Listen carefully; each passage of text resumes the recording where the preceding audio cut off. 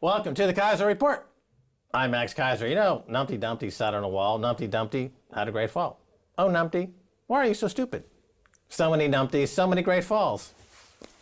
Stacy? Max, it is the age of the Numpty. What's a Numpty? A Numpty, according to Urban Dictionary, here's the similar words: idiot, fool, muppet, stupid. Of course, you will recognize muppet from Goldman Sachs. That was their term for the average investor, the ordinary human being out there outside of the Wall Street and the city class. These are the muppets that they sold their fraudulent mortgage-backed securities to. In the UK, as people were manipulating the Forex, bankers were manipulating the Forex markets, which is the foreign exchange, the currency markets, as a $5 trillion a day market, $2 quadrillion a year. Well, there's been a small fine paid by JP Morgan Chase, UBS, RBS, HSBC, and Citibank. They were caught openly manipulating markets. They put it in emails, and the headline reads, Forex finds what the chat room transcripts reveal. The best, or should we say the worst, lines that the foreign exchange dealers wrote to each other as they tried to rig the currency market. City trader, don't want other numpties in market to know about the information shared. But not only that, is he going to protect us like we protect each other? So he's saying that we're a racket, we're protecting each other, this is a racket, their RICO charges should apply, that's a crime they've committed, and instead they're paying a fine. Right, that's right. There's no deterrent. As we've been saying, that the fines are not a deterrent, because the fines are either written off or tax write-off. They can be gamed in the system using some accounting tricks to make it a profit center. So that's not a deterrent. As a matter of fact, when you find these guys, you're actually encouraging them to do more criminal behavior, because it's like giving them more free money. It's like Al Capone. Here they are admitting that they're running a racket. Al Capone also thought that people were numpties. He's like, yeah, you could shake them down for $10,000 a month, but you give them a free turkey and they think you're the god, the hero, this guy who saves their families. They weren't going to be able to afford a Thanksgiving Day dinner, but now they are because of Al Capone giving them a free turkey. He stole all that money from them. Well, this is what the populations, whether it's here, whether it's in the US, whether it's in Ireland, all the Anglo-Saxon economies, they worship their bankers, and they think, stop bashing the banksters, let them get away with this. This is enough, a fine. Ooh, it sounds so big, 3 billion, 4 billion, 5 billion, 6 billion. Wow, those are such big numbers. Here's how I would address the problem, is that I would, instead of going after the bankers who are committing the frauds, make the regulators financially liable for these frauds. In other words, the regulators would have to participate in the financial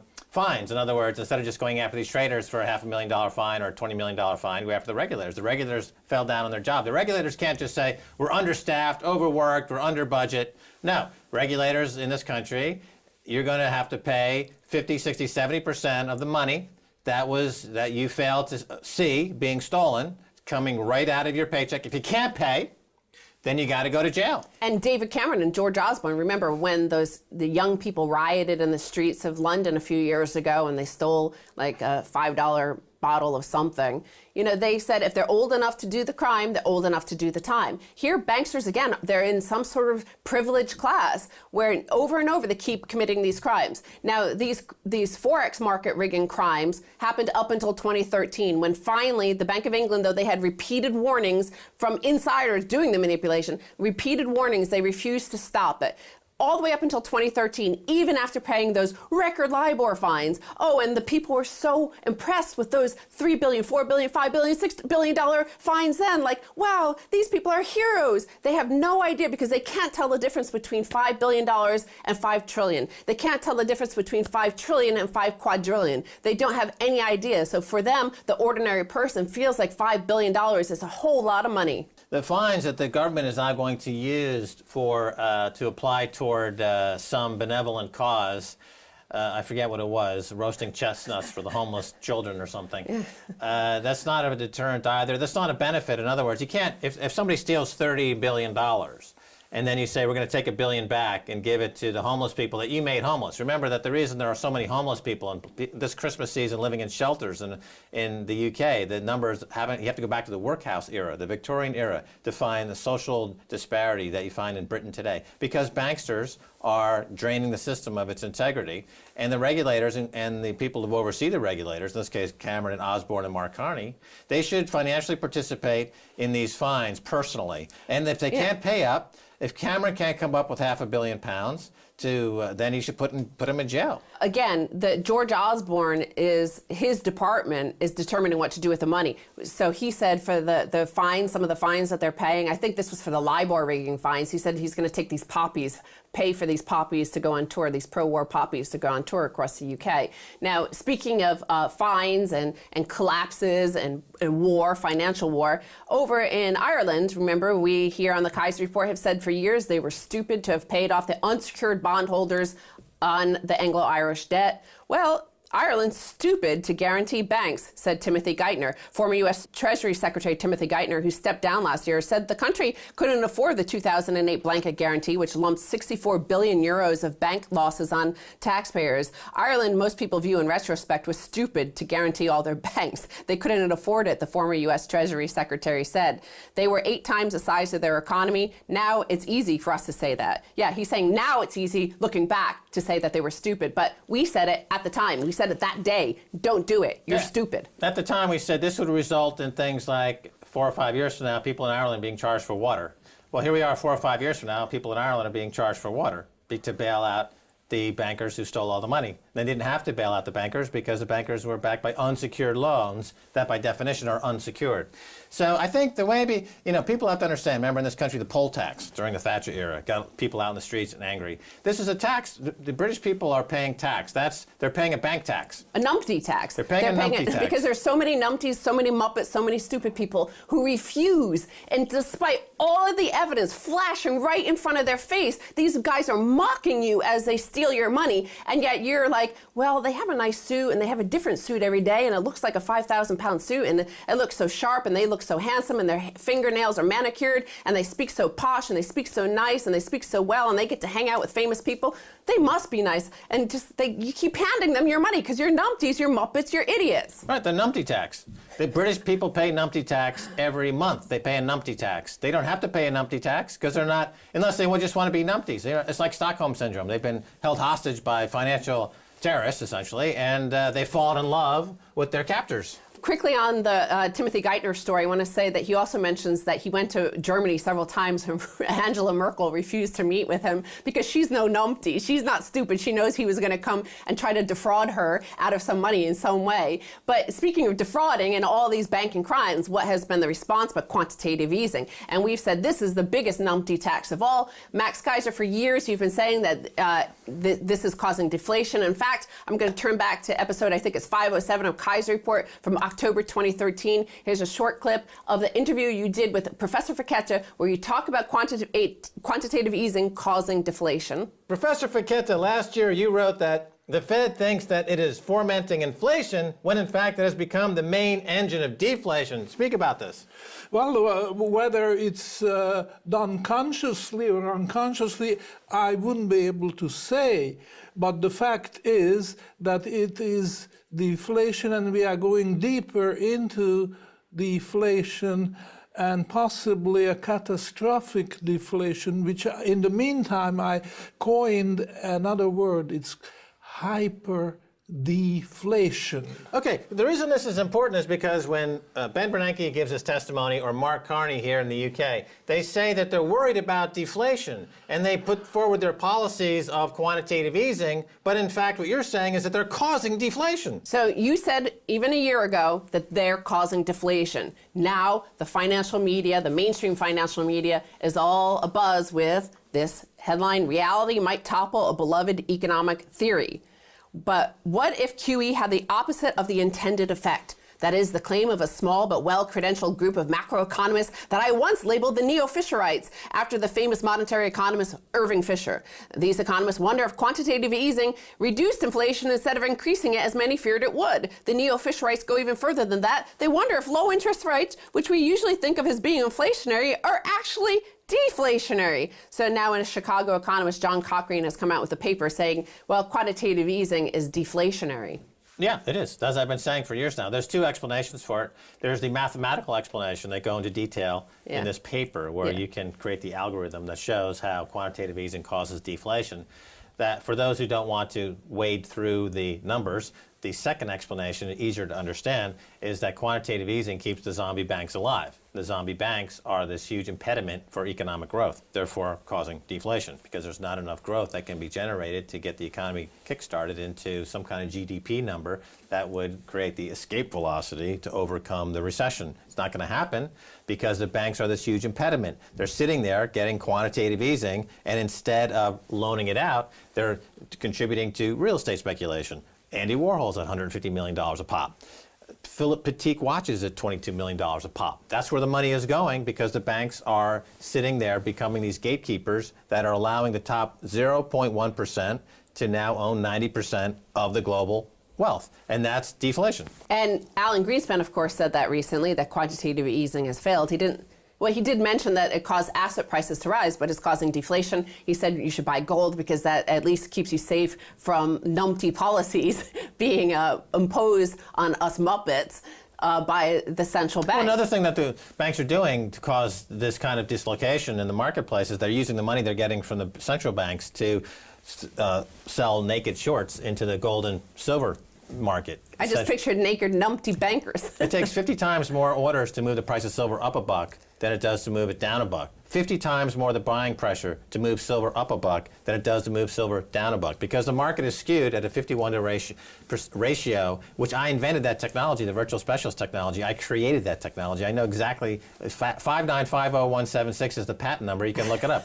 They use it in the silver market to make the number of sales required to move the price down 50 times less than what it means to move it up. So numpties and Muppets, of course, always convince themselves that they're not being defrauded. And I want to quickly turn to the final little quote here from John Cochran from the University of Chicago, what he said about why it's causing deflation. And he said the basic logic is pretty simple. Raising nominal interest rates either raises inflation or raises real interest rates. If it raises real interest rates, it must raise consumption growth. The prediction is only counterintuitive because for so long we have persuaded ourselves of the opposites. So we have persuaded ourselves, we the numpties, we the Muppets, have persuaded ourselves that bankers want to make us rich, that the central banks want to save us, that George Osborne has our interests at heart.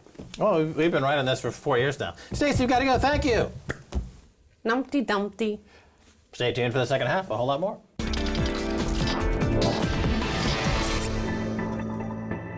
Welcome to the Keiser Report. I'm Max Keiser. Time now to turn to one of the greatest journalists of our day, Matt Taibbi of Rolling Stone magazine, in which he just brought us the J.P. Morgan whistleblower, Elaine Fleischman. Matt, welcome back to the Keiser Report.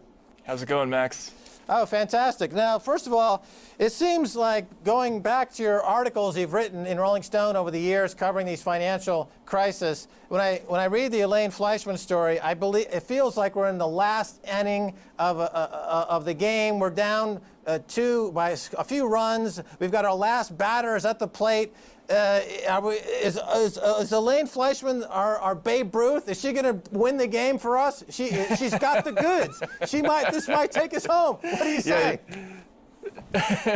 Yeah, she's got to call the home run first, right? Yeah, no, absolutely. I mean, I think she's. You're absolutely right. It's very late in the game, right? Because we're kind of closing in on the last statutes of limitations that are going to expire. So our last chance to see justice done, on this epic crime wave that basically went completely unpunished, that's about to come up. So we really need somebody to come forward and to pressure the authorities to finally act. And it's great to have someone like Elaine come forward, because this just proves what we all suspected all along, which was that when they said that we didn't have a good case or that these cases are too hard, it wasn't true. I mean, they do have a good case. They got a great witness, and they can make a case, especially in this instance. Okay, just to review briefly, what Elaine is pointing to is the fact that J.P. Morgan, along with other banks, sold toxic securities. And she talks in detail about how some of these toxic securities had been effectively thrown into the junk heap, thrown away. They were considered garbage, and yet it looked like Jamie Dimon went dumpster diving, picked them out of the garbage, and then they resold them again. And is that kind of the nettle of what this her whistleblowing is about, Matt? Yeah, absolutely. It's in layman's terms, this is all about just selling a defective product. The bank was in the business of buying up huge masses of home loans, which would then get kind of thrown into a big vat ground into hamburger and then resold to investors. You know, people, things like pension funds and retirement funds and workers' compensation funds. And these were bad loans. You know, in many cases, these were people who had overstated their incomes or had already been in default. You know, what Elaine was trying to point out to her superiors was, we cannot sell this stuff if we don't tell the customers on the other end the concerns that we have about these products. So it'd be like a car dealer taking a bunch of cars that have defective brakes, throwing a fresh coat of paint on the cars, and then, you know, selling them to customers without telling them what they know, what's going on under the hood. And that's what happened in this case. Right. Well, one of the basic rules of securities brokering is something called the Know Your Customer rule. You're supposed to know your customer to make sure that the thing you're selling them, that they are suitable. And there are laws that go for suitability, which have been tossed out the window. But I want to focus now with you, Matt, on another person that's key in this whole fraudulent mix, and that is Eric Holder. How did Jamie Dimon manage to circumvent the entire judicial branch in his settlement with his good pal, Eric Holder? Well, that's a really good question. We don't know exactly why or how Chase managed to settle, conclude the biggest, what at the time was the biggest regulatory settlement in the history of the United States by a factor of 3. It was at least 3 times bigger than the BP settlement, which was the previous record holder.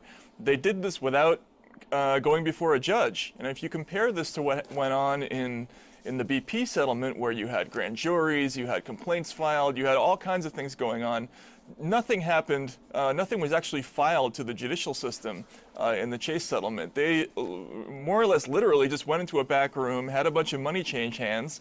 They issued a very flimsy 10-page document called a statement of facts that didn't name names or dates or anything.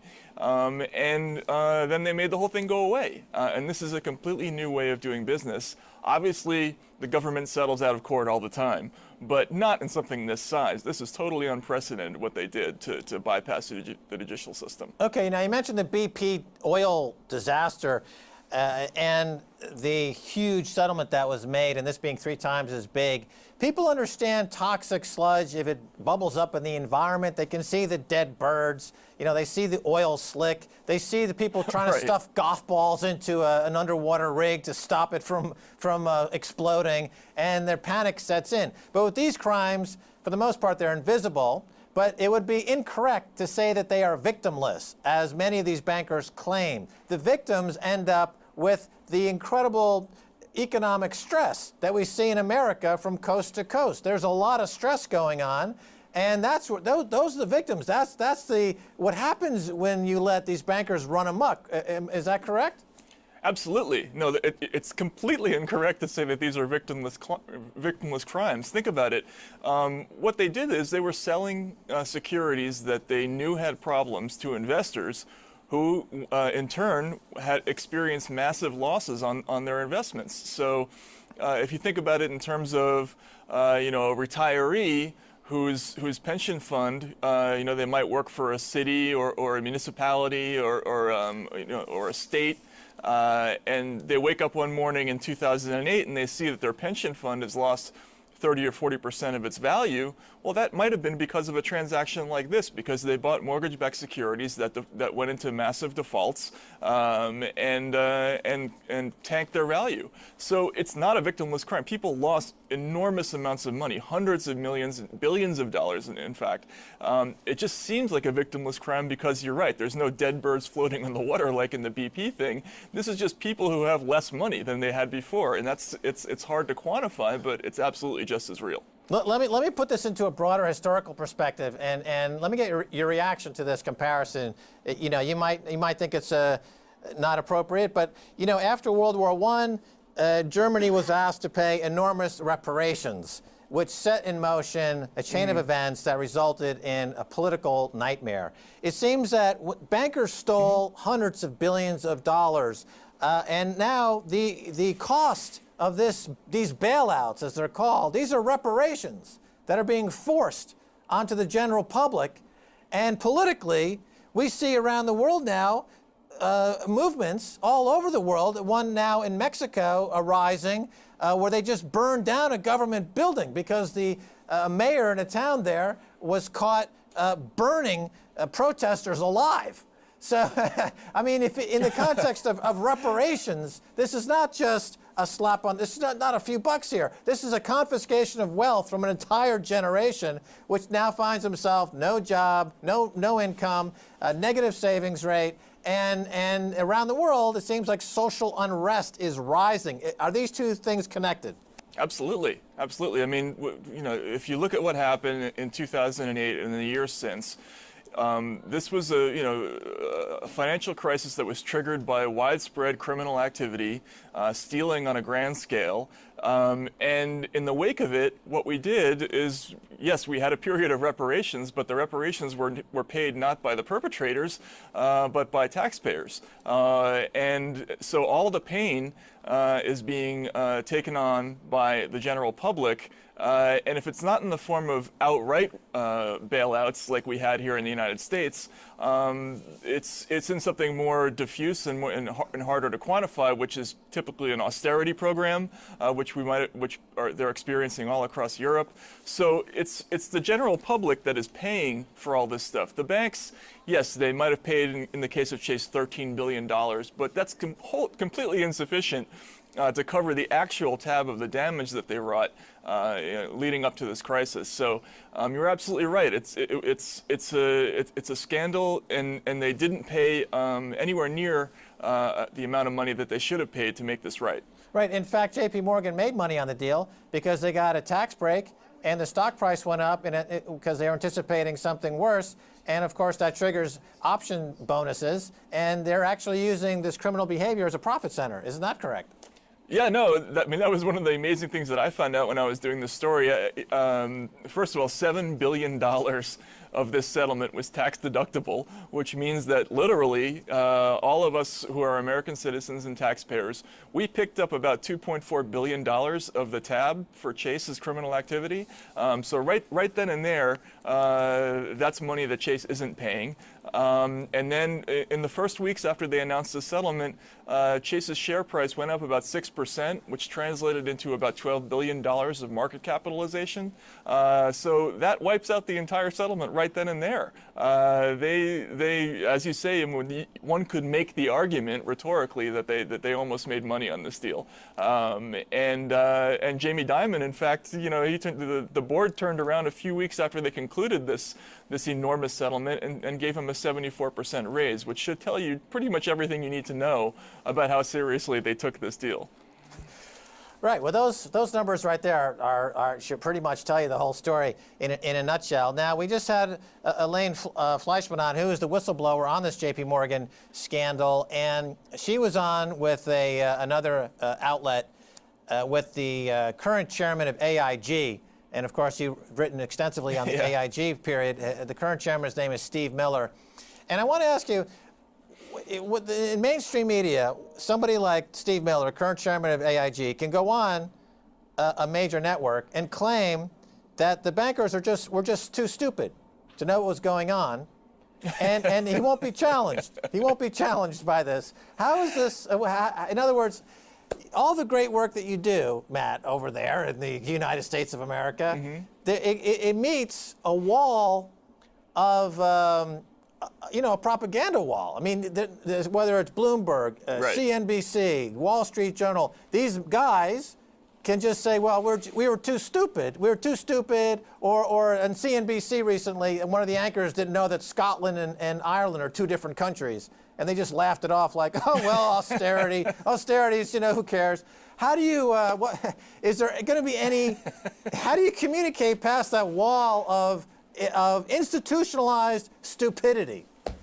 I mean, look, this is the reason that I was so excited about Elaine Fleischman's story, right? I mean, for years and years and years, we've been getting the same line of propaganda from these people, which is, what happened during those years. It wasn't an intentional criminal fraud.